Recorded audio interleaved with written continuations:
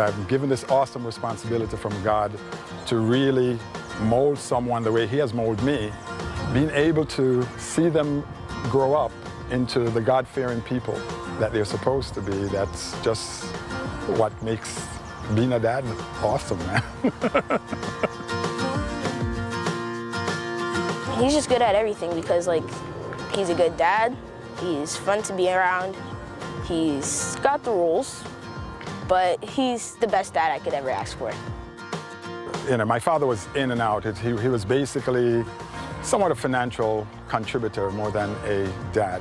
So I wanted to model for Justin what dads are supposed to do. I have 6 other brothers, and we're going to be the best dads that we could ever be because our father just wasn't there. I loved my dad because he's just always there for me in the hard times, the good times, silly times, soccer times, anytime. The Heavenly Father have basically demonstrated to us what family should look like. That responsibility as a dad is the greatest gift that any man can pass on to his family.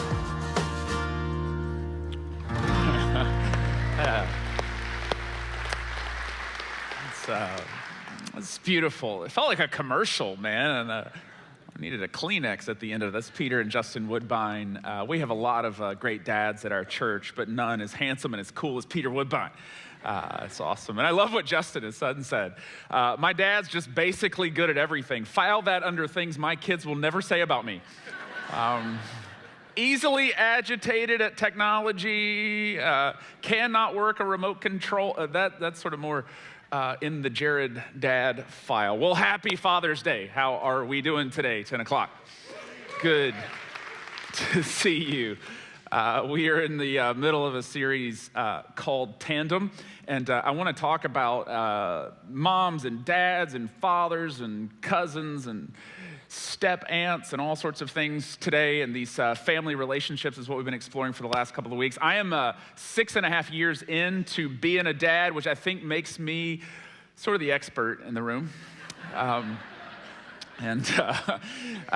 The older I get, and you know this, it's sort of cliche, but the older I get, especially as a parent, the more I realize I'm increasingly getting dumb, apparently. And it just feels that way. But one of the things about being a dad and as a parent in general, and this is true for all of us, is just part of the human experience. One of the things that's so bizarre about life is that you and your spouse, you fall in love with somebody, and you create these tiny little humans that are part you, part her, and they sort of look like you. They've got like your height, your eyebrows, your chin. They have characteristics of you. They have your voice, and as they grow up, gets increasingly true. The older they get, they start criticizing you, like but it's like your voice that's criticized. It's just very bizarre, trippy sort of experience. But you create this thing, this child, this human who is part you, part someone else, and it's just the whole thing is just so bizarre. And that question of who do you look like, that becomes a framing question, because the bizarre thing about life is that you're made in someone's image, as bizarre as that is, and that's how we begin to understand ourselves. Where do you get your height from? Well, I have a great uncle who apparently was quite tall. Where'd you get your eyebrows? Where'd you get those rogue earlobes from? Well, I have, I'm not pointing at anyone in particular, in case you want, but where you sort of understand your physical features, your behavior, you understand it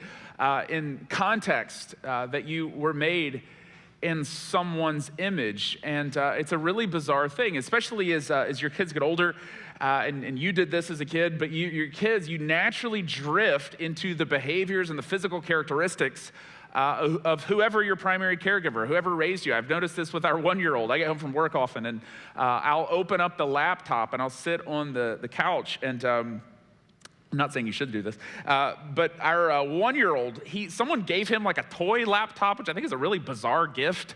But he will climb up on the couch next to me, and he will open up his toy laptop, and he will start checking emails right alongside of me, naturally drifting into my image.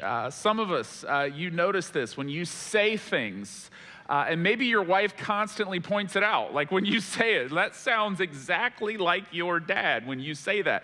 Or how many of us, just physically, you walk by a mirror or you look into the mirror in the morning, you think, oh my goodness, it's happening. I'm turning into my father. I'm turning into my mother. It's just sort of that, not saying your mom or dad's not a beautiful, handsome person, but there's just that thing where you go, oh my goodness, this is actually my eyes, my nose, the way my mouth, the laugh lines. You start to notice physically your behavior, because this is the bizarre thing about life. You were made in someone's image, but at the same time, you're not.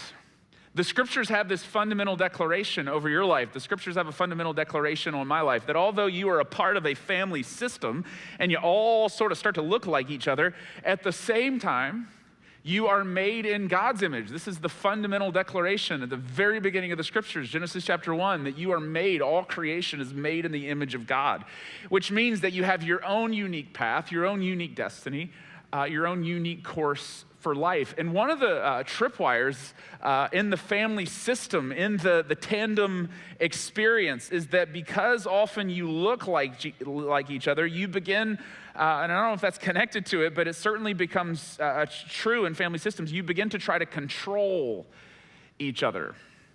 You begin to try to pedal for the other. You begin to try to kind of cram everybody in the family into your image, trying to get them to do things the way that you want them to do it. And it's sort of a unique thing, especially when you're a child, because you sort of look like this person, and this person has all these opinions about how you should do everything.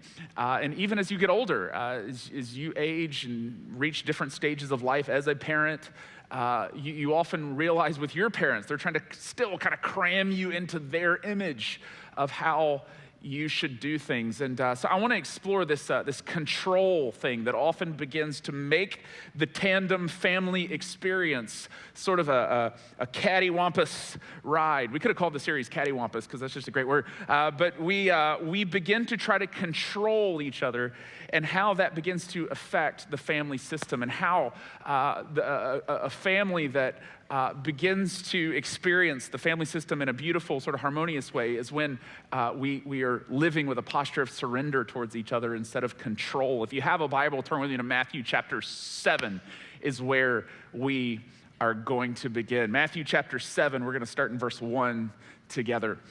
Jesus is in the middle of something called the Sermon on the Mount, which even if you're not a Christian, these teachings are just absolutely brilliant. Even Gandhi said about the Sermon on the Mount that just it's one of the most brilliant human doctrines of ethics that he's ever read. It's just this brilliant, it's sort of like Jesus's I have a dream speech. It's kind of his opus, sort of his central declaration on human ethics and how things should be in the world. And he's been teaching and speaking about how to live in the world essentially without anxiety. And this is one of the reasons why Jesus is so fascinating, because he's saying this 2,000 years ago. And even in the 21st century, what sociologists will often call that we live in what's called the age of anxiety, where we just kind of be chronically anxious. I know that's certainly true of me. If I was a superhero, some of you have heard me say this before, I would be Anxiety Man.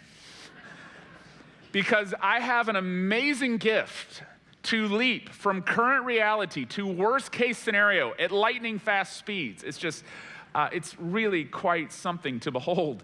And this anxiety that we begin to go through life with. Jesus is speaking on the Sermon on the Mount about how to live without this kind of anxiety. He's talking specifically at the end of chapter 6, how we should be a non-anxious presence when it comes to money, when it comes to our possessions. This is where he's saying, look at the birds. They're not stressed out. You should be more like the birds. It's sort of what he's saying. Notice how he concludes chapter 6. This is verse 34, and then we'll get to chapter 7. He says, therefore, do not worry about tomorrow, for tomorrow will worry about itself. Each day has enough trouble of its own. That's real simple to do, isn't it? Do not worry about tomorrow. He's essentially saying, go in the world, entrusting yourself to God in all aspects of your life, and go be a non-anxious presence. Go be in the world in such a way that you're not just constantly filled with anxiety. Like you have one foot in today, but your head is constantly in tomorrow because you're wondering, what about that noise my car's been making? And what about, what is going to happen? And so he begins to turn chapter 7. We usually read the Sermon on the Mount. It's chapter 5, 6, 7. We kind of break it up, but it's all sort of one sort of oratory experience for the crowd that's hearing this. We read it as if at the end of chapter 6, Jesus takes a water break, says there's an intermission, I'll be back in a few moments. But it's all kind of part of the same thing. And so in chapter 7, he begins to speak about how in relationships, we can, in the same way with money, finances, in the same way with entrusting ourselves to God with all of our possessions and stuff, how when it comes to relationships, we can be this non-anxious presence. And he says things that it's essentially a progression. It reads like it's disconnected, but it's actually, we'll come back in a few moments and talk about how it's profoundly connected. He says this, verse 1 of chapter 7, Matthew chapter 7, starting at verse 1. If you don't have a Bible, you can follow along on the screens, or you can download the CRB app. That's a great place to follow along as well. Do not judge, or you too will be judged. For in the same way you judge others, you will be judged. And the measure that you use, it will be measured to you. So it seems like he's been talking about do not worry, and now he's sort of moved on to this idea of, well, you shouldn't judge people because, that's a bad thing to do. And then verse 3, it sounds like a completely disconnected thought. Why do you look at the speck of sawdust in your brother's eye and pay no attention to the plank in your own eye? We talked about this a couple of weeks ago, that we all have this tendency when it comes to other people's struggles to say, look, I know you don't notice this, but you've got something wrong with you. This is going to be awkward, but I need to point a couple things out. You are deeply flawed. We all have, I think I got some sawdust in my eye for that. We all have this tendency when it comes to other people. We talked about the principle of the plank, and he's going, don't do that. We say to your brother, let me take the speck out of your eye, when all the time there's a plank in our very own eye. You hypocrite, first take the plank out of your own eye. And he's essentially saying, you spend all of your anxiety, you spend all of your worry thinking about the problems with other people, and you're spending very little of that energy on yourself. You hypocrite, first take the plank out of your own eye, and then you will see clearly to remove the speck from your brother's eye. And then, this seems really out of left field, do not give to dogs what is sacred. Is that a temptation for anyone? Just curious. Anyone take the steak from Mr. A's last night and throw it to the pit bull in the backyard? What a bizarre sort of thing to say. And then, this is really even more bizarre. I want to spend some time today talking about the principle of the pearl. Do not throw your pearls to pigs. Again, anyone struggle with this? Anyone, man, if I'm in Ramona and I drive past a pig farm and there's a pearl somewhere within my vicinity, we are pulling the car over. What a bizarre, he's using this sort of as a humor. Jesus would kill it at the Laugh Factory in downtown Nazareth, man. I was just telling you, these are good jokes. Do not give your dogs what is sacred. Do not throw your pearls to pigs. If you do, they may trample them under their feet and turn and tear you to pieces. So he gives you the principle of the plank, then he's going to give you the principle of the pearl. Do not throw your pearls to pigs. These three ideas, do not judge, do not critique or criticize the sawdust in someone else's eye before you take the plank out of your own, and do not throw your pearls to pigs. They seem like three just sort of disconnected thoughts that Jesus is sort of lobbing, but they're actually all connected to this idea of how to live in the world as a person who's entrusting the things that give you anxiety and stress to God. And often the things that give us the most anxiety and stress are other people. He's saying sometimes it's money, sometimes that's what gives you all this anxiety. At times, though, isn't it true? It's people who give you the most anxiety and stress. And he's saying live in such a world that you've released it and you've surrendered it and you're entrusting it all to God. And these seem disconnected, judging, the plank, the pearl, but they're actually all part of this same sort of thread of how Jesus is teaching people to live in the world according to his way, to live in God's world, God's way. Let's just sort of take these one by one for a few moments. This will take about 50 minutes, so ushers, lock the doors. I'm serious. It's going to turn into a spatula fight in here in a few moments. That was a joke, by the way, in case you're here for the first time and you're like, what kind of weird cult is this? That's a joke. The first part, he says, do not judge, for you too will be judged. Is Jesus saying here that you should never make any judgments at all? Is this sort of his point? And we kind of throw that around, like when someone says something to you, well, do not judge. Even Jesus, he said you shouldn't judge. We kind of use it as if you shouldn't make judgments about others at all, which if you read the last half of chapter 7, he's actually teaching you how to judge. So he's not saying that you shouldn't make judgments. In fact, you need to constantly be making judgments. It's a question of what kind of judgments that you're making. For example, if you go to the dentist and your dentist says to you, look, you've got 2 cavities and we really need to talk about your flossing because that's obviously lagging. You're not going to go, whoa, back off, Dr. Pharisee. Who are you to judge me? No, you want him to make that particular judgment. If someone breaks into your house and they have a gun, you're not going to go, look, I really hate to judge here, but your motives do seem somewhat ill. It's just, it's not good. No, you need to make judgments. You need to make judgments. It's just necessary. He's not saying don't ever make judgments at all. He's talking about a degree or a kind of judgment. The word that's used for judge or judgment here is this word krino. It's a Greek word. It's all throughout the New Testament, krino. In fact, on the count of 3, let's try that word together. 1, 2, 3. Krino, it's the word for judge. And this word krino, sometimes in the New Testament, it's used in a positive way. And sometimes the word krino is used in a negative way, which is the way that Jesus is implying it here.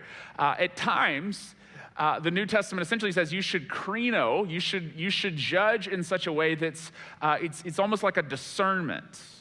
There is a kind of judgment that's good and healthy and wise, where you're constantly going through the world and you're using discernment, that you should do that when it comes to relationships, when it comes to friendships, when it comes to business transactions, when it comes to anything in life. If you don't do that, if you're not krinoing with discernment, if you're not judging with that kind of discernment, you'll end up in a vocational, relational, financial ditch at some point. You constantly need to be evaluating and judging. So the kind of judgment that's good.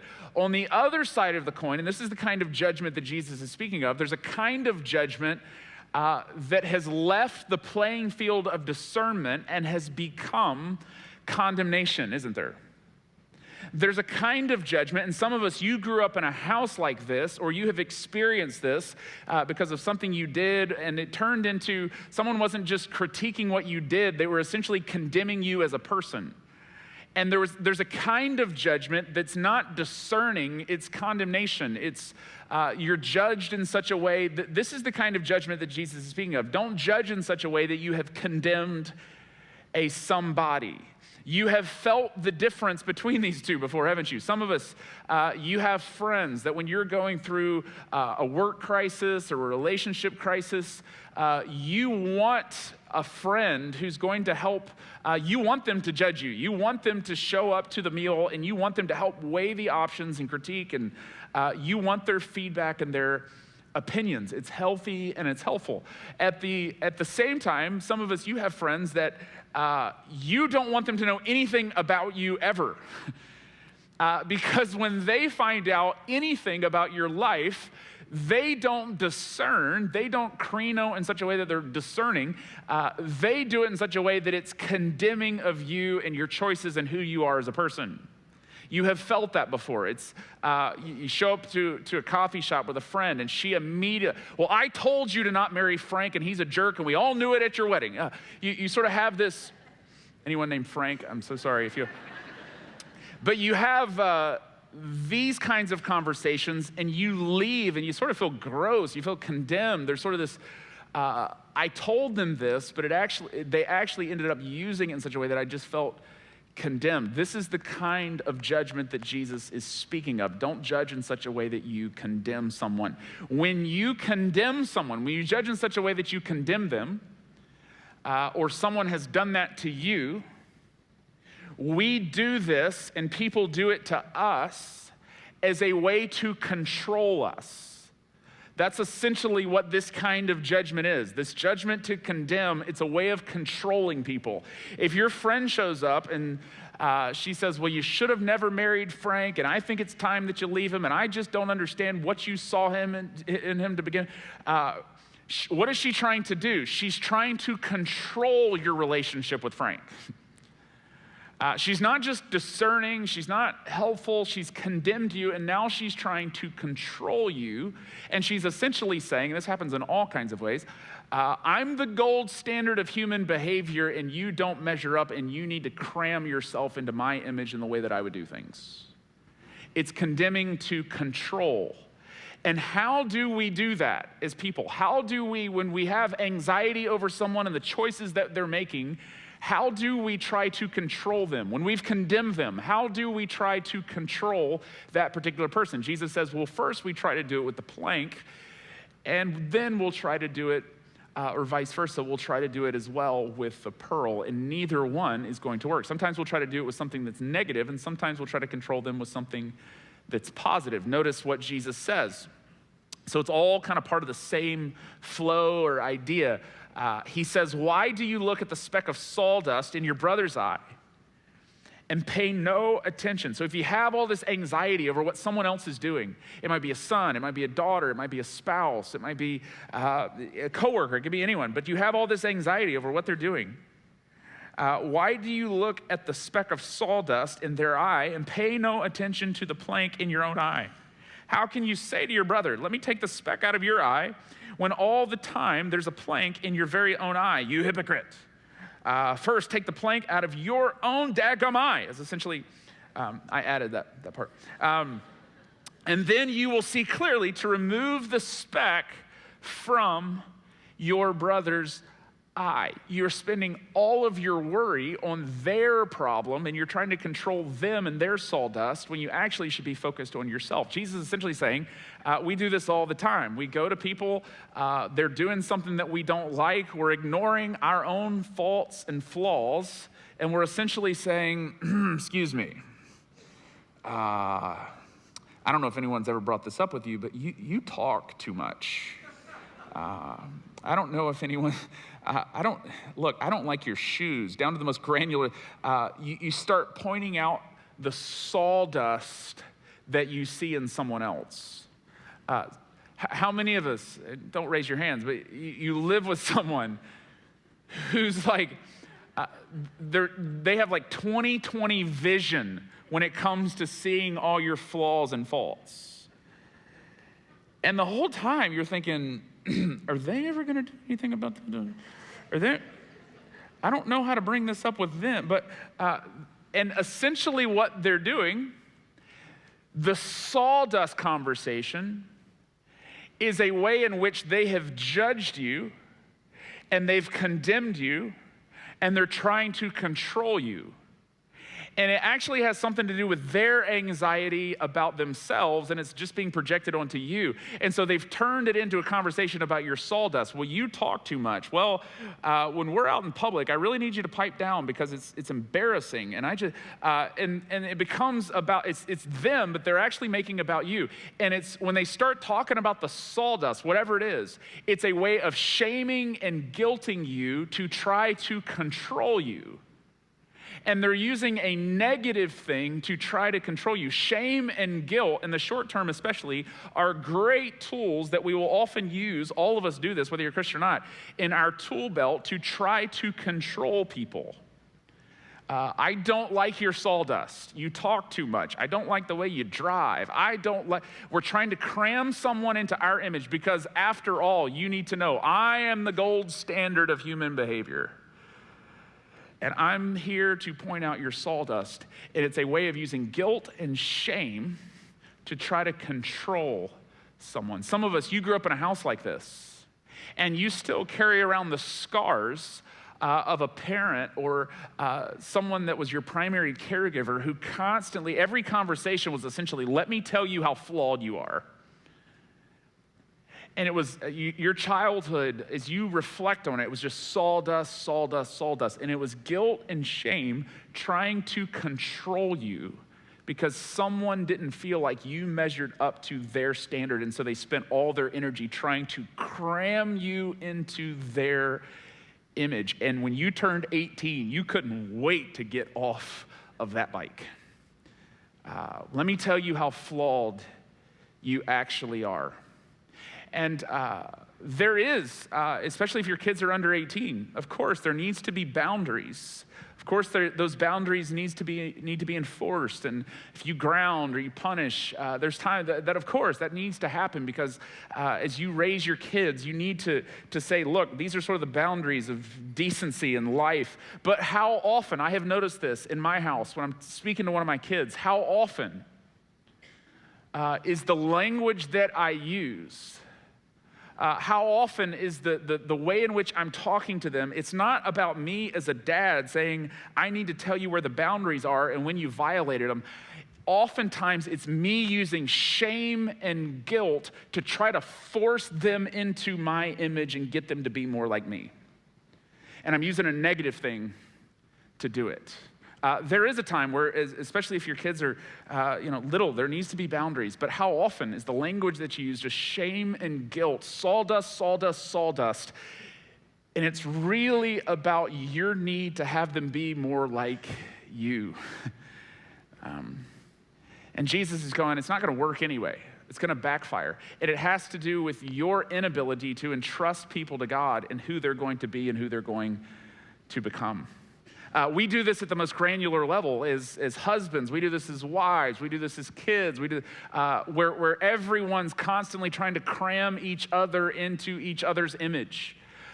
You hear these conversations. You maybe had them on the way to church. Well, I can't believe you drive like that. Are you ever going to use your blinker? That one hit a little close to home. Constantly trying to cram someone into your image. Wait a second, he called you and you just texted him back and it took you 8 hours to do it.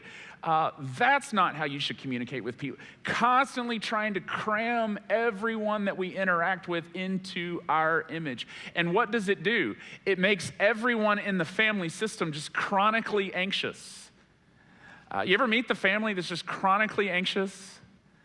Everyone's just kind of like worried about what someone else is doing, and Thanksgiving dinner is just this long sort of gossip trail about everyone else's sawdust who didn't make it to the Thanksgiving dinner. And it's essentially a way of shaming and guilting and trying, when we've condemned someone, we're just trying to control them through shame and through guilt. And we do this in passive-aggressive ways. Sometimes we do this in really aggressive ways. And Jesus is going, it actually has to do with you and all your anxiety about who someone is, what they're doing. It's about you, and you're not entrusting people to God. And when that doesn't work, and you can't use shame and guilt because you tried to point out their sawdust and it didn't work, when that doesn't work, and you're trying to control them, often you'll go to a good thing to try to control them. Notice what the next part is. Do not give dogs what is sacred. Do not throw your pearls to pigs. It's the principle of the pearl. If you do, they may trample them under their feet and turn and tear you to pieces. What in the world is he talking about? And we often use this as sort of I shared my faith with my neighbor Joe, and he won't come to church with me. I'm done throwing pearls at that pig. It gets used in all sorts of, I try, but we use this in all sorts of ways. Jesus is essentially describing, you can think of it like a progression. Live in the world in such a way that you don't worry. You're free from constant just sort of, what's going to happen here? When's it? You're free from that. And then if you are free from that, you're not going to judge in such a way that you condemn people. But if you are condemning, you're going to try to control them. And you're going to try to control them through shame and through guilt, because that's the first tool that you try to pull out in your tool belt. But if you can't do that, if you can't control someone that you have condemned because you're filled with anxiety over them, if you can't control them through shame and guilt, then you'll try to control them through a good thing. Have you ever had someone come at you and they're really angry over something you did? They're pointing out your sawdust and they're doing it in a very sort of aggressive way. And then they left the room, but 5 minutes later they came back and they were really oddly, freakishly nice. And you're like, wait, that was weird. It's essentially, if I can't shame you into changing, let me try to woo you with some pearls. And we try to change and control people through a good thing. He's describing a path. At first, we'll try to change people through negativity. We'll try to change them through shame, through guilt. If that doesn't work, then we'll try to change them through the pearl. It's essentially what he's describing is, and I don't know if he had actual stuffed animals at the Sermon on the Mount, but I brought these in. They stay on my bed at night. We need some names for these. Any suggestions? Bacon? Oh, that is cold, man. That's cold. You can tell who's from Ramona today. I was thinking of like Wilbur, but man. All right. Are you a dad?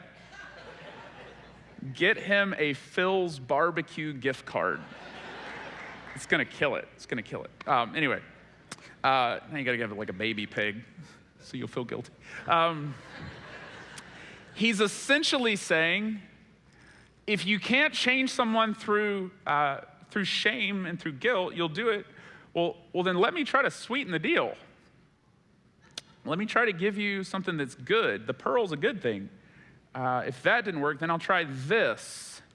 And he essentially says, well, that's going to backfire and it'll eventually destroy the relationship altogether.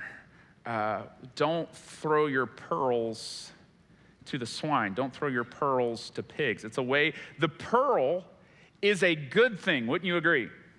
This is something that's good. The pig isn't a bad thing. The pig is just unable to understand the nature of the good thing. If you, anyone have a pet pig? I know it's sort of a trend, just curious. Have you ever tried to feed it pearls? You don't have to have an extensive pig knowledge to know that's not going to work.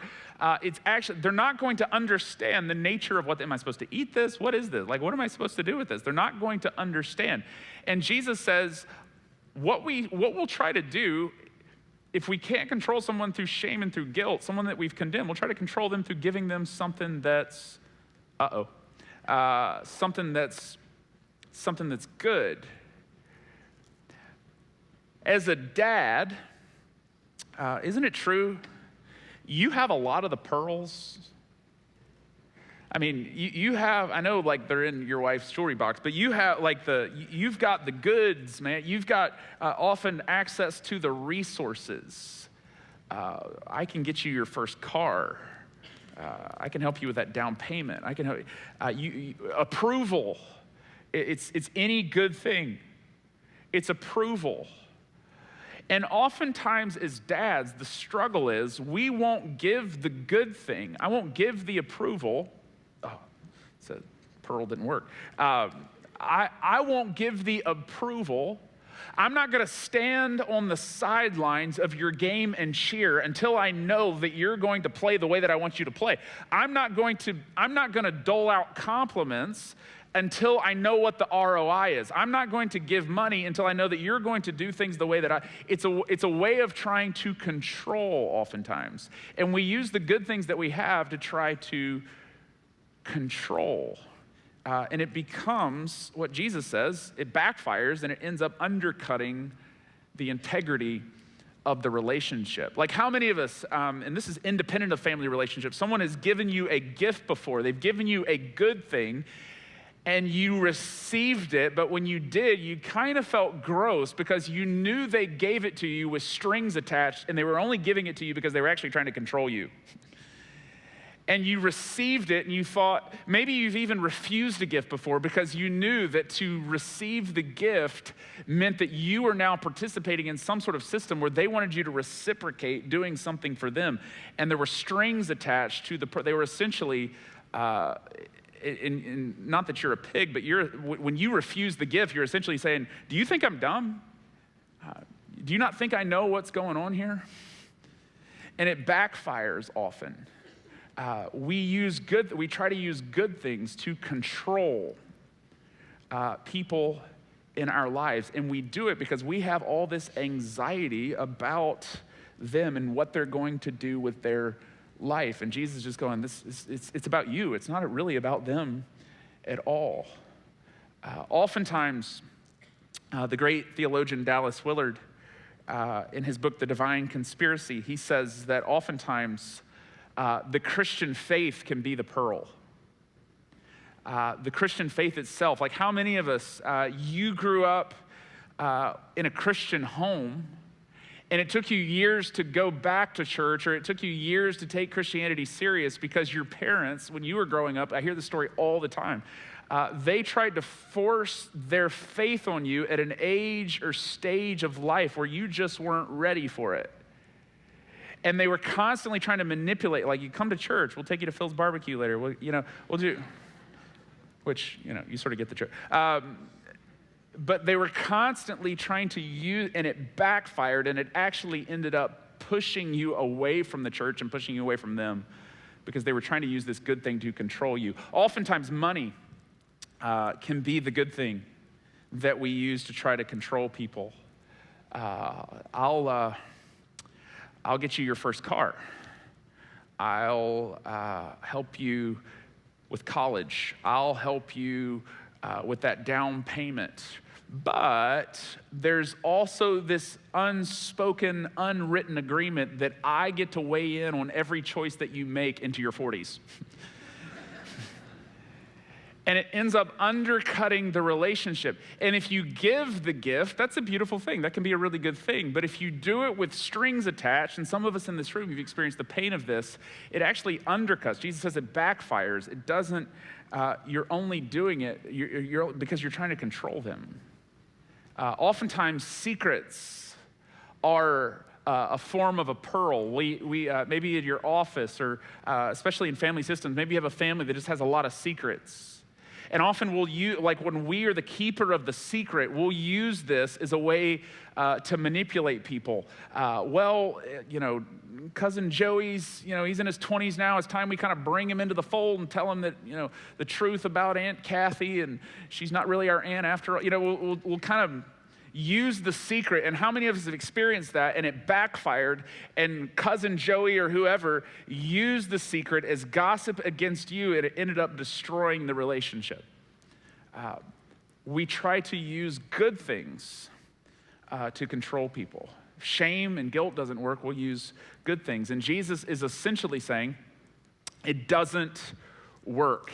And it has to do with your anxiety and your anxiety about them and who they are. And Jesus is saying essentially, go and be a non-anxious presence in the world. Is there someone in your family, as I've been talking, you spend an inordinate amount of time trying to control them? You spend a lot of mental energy and maybe actual money and conversation trying to control them. And Jesus is essentially saying, your anxiety about them is actually anxiety about you. And it's your inability and my inability to live in the world in such a way that we are entrusting people that we love to God. And they have their own path and they have their own plan, and we're constantly trying to control it with good things or with negative things. And it actually has more to do with our anxiety about us. And Jesus is just trying to free us to go be the kind of fathers, to go be the kind of sons, to go be the kind of moms, to go be the kind of stepdads that are a non-anxious presence.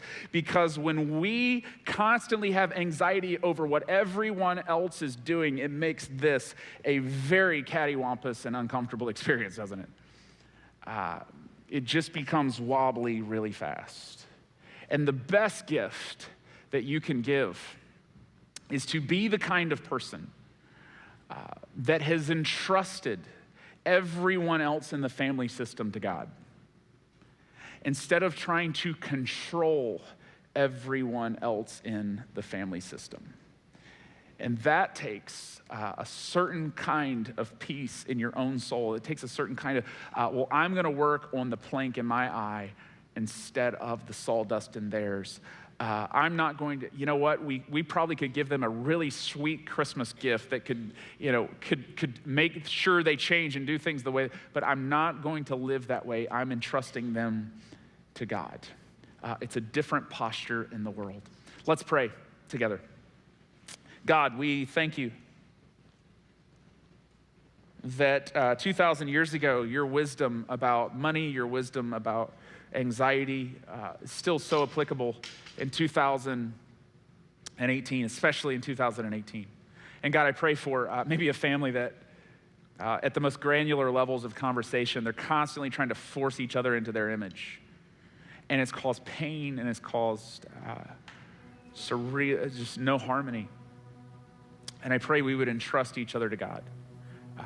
The differences, the uniqueness, the challenges. I pray for someone within the sound of my voice. Mom or dad is just really angry over the kind of adult they've become. And they kind of hold over their head all the things they've done for them in the past. Well, what about that? And what about that? And they feel this guilt, this strong string of guilt attached. I pray you'd sever the cord today, God.